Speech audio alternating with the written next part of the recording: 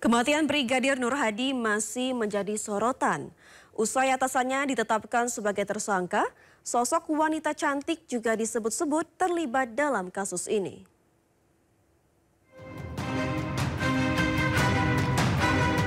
Misteri kematian Brigadir Nur Hadi mulai terkuak. Dua orang atasannya berpangkat komisaris polisi dan inspektur 2 menjadi tersangka.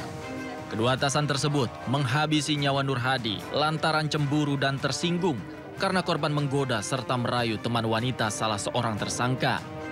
Hasil otopsi menunjukkan bahwa Brigadir Nur Hadi tewas karena dicekik dan luka di sekujur tubuh akibat dianiaya. Kami lakukan pemeriksaan dalamnya kami temukan ada luka memar atau resapan darah di kepala bagian depan maupun di kepala bagian belakang.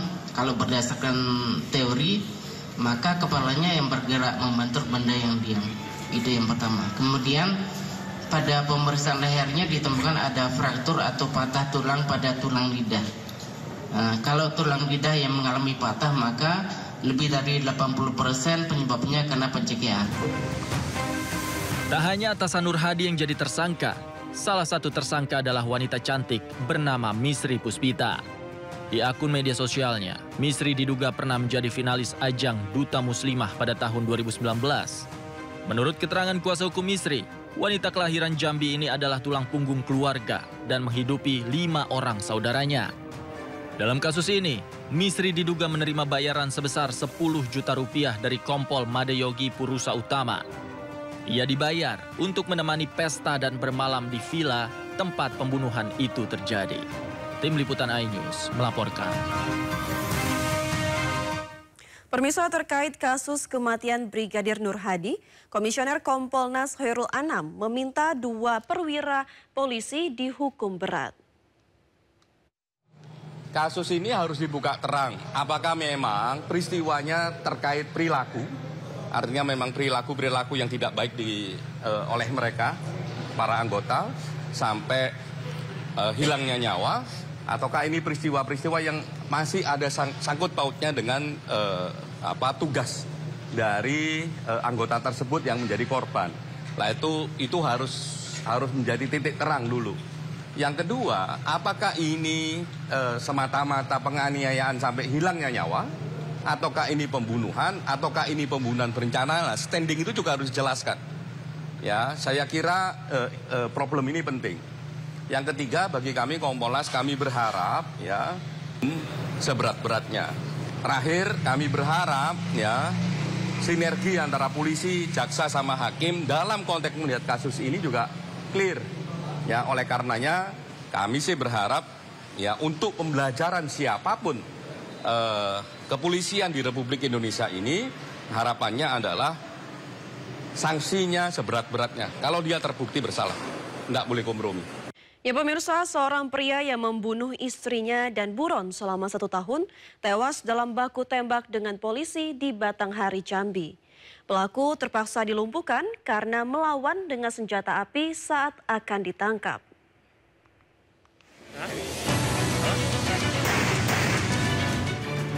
Suara letusan senjata api mewarnai penyergapan terhadap Hairul, tersangka kasus pembunuhan yang menewaskan istrinya bernama Yoyo Afriani yang terjadi pada Juni 2024 silam.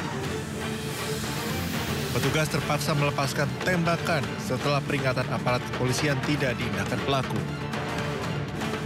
Pelaku akhirnya tewas di tangan polisi usai terlibat baku tembak dengan aparat kepolisian Satreskrim Polres Batanghari.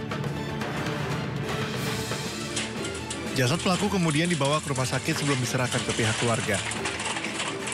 Dari keterangan polisi, pihaknya sempat kesulitan melacak keberadaan pelaku karena ia sering berpindah tempat di wilayah Kecamatan Marosebo Ulu, Kabupaten Batanghari. Selama masa persembunyiannya, pelaku juga membekali dirinya dengan sejumlah senjata api lengkap dengan amunisi.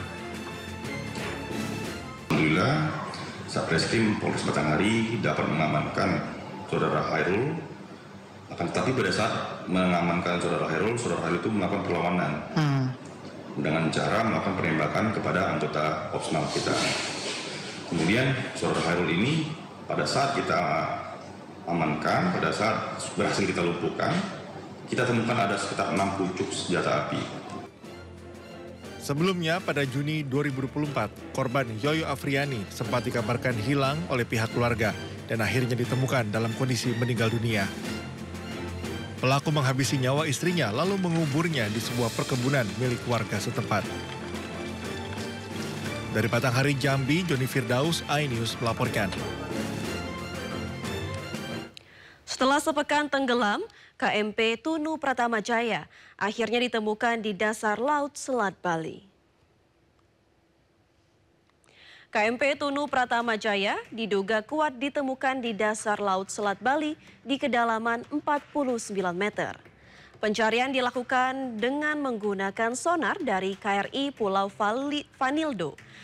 Setelah sonar memastikan objek mencurigakan, petugas kemudian menurunkan kendaraan bawah air tanpa awak yang dikendalikan dari permukaan atau ROV. 37 penyelam disiapkan untuk mencari korban yang kemungkinan terjebak di dalam kapal. Namun tim SAR belum menerjunkan penyelam karena lokasi kapal sekitar 30 meter dari kabel listrik bawah laut Jawa Bali.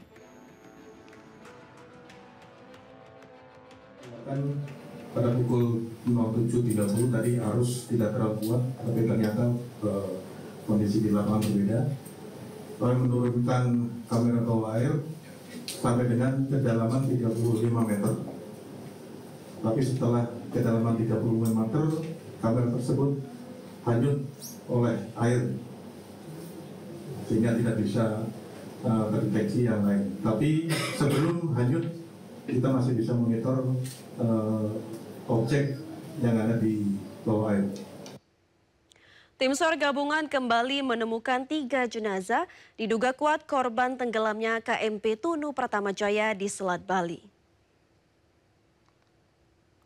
Jenazah pertama ditemukan di sekitar pantai Perpat, Sembulungan, Muncar, Banyuwangi, Rabu malam.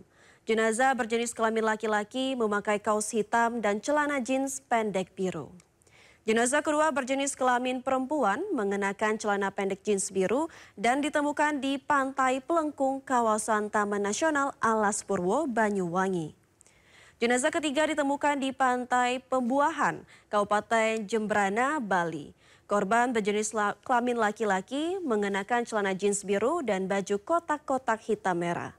Ketiga jenazah tersebut ditangani oleh tim DVI di RSUD Blambangan, Banyuwangi. Dengan ditemukannya 3 korban tersebut, jumlah korban meninggal 15 orang, sementara 30 orang ditemukan selamat. 20 orang lainnya masih hilang dan dalam pencarian.